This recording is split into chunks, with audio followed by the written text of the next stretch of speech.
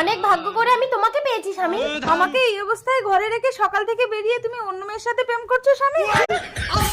ও hello, আপনার কোথাও ভুল হচ্ছে, এটা আমার স্বামী। আমাদের বাড়ি চম্পকনগর, আমরা আজই এখানে বেড়াতে এসেছি। শরীরটা খারাপ লাগছে, আপনি জল খাবেন? এই নাটক করছো, ঘরে চলো।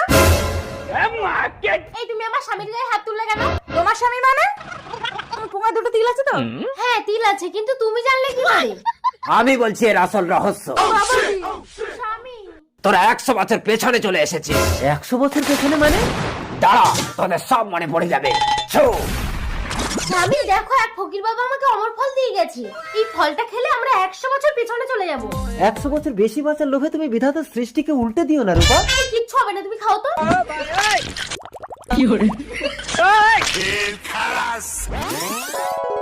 রূপা তোর পরের জন্মের স্ত্রী, এখন তুই আগের জন্মে চলে এসেছিস। এ জন্মে চম্পা তোর স্ত্রী। রূপাকে তুই ছেড়ে দে।